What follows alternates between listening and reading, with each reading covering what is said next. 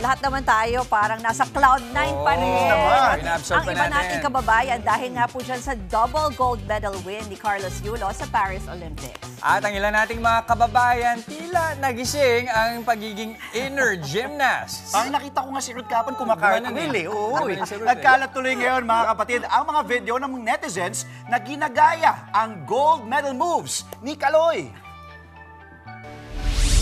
Bababa lang ng hagdan pero bongga at may halong showmanship ang landing. Kahit sa simpleng pagtayo lang mula sa sofa o sa pagluluto, nakuha pa rin gayahin ng netizens si Kaloy. Sa isang klase rin na to, nag-cartwheel sa platform ang isang estudyante matapos i-anunsyo ang early dismissal ng kanilang prof.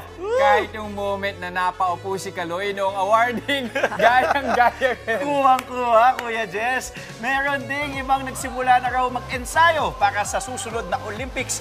Change career na raw kasi sila sa pagiging gymnast matapos mabalitaan ang milyong-milyong pisong premyong matatanggap ni Kaloy. Mga kapatid, Jess De Los Santos po, huwag magpauli sa mga umaaksyong balita at napapanahong issue sa bansa. Para sa mas malawak na balitaan, mag-subscribe at mag-follow sa social media pages ng News 5.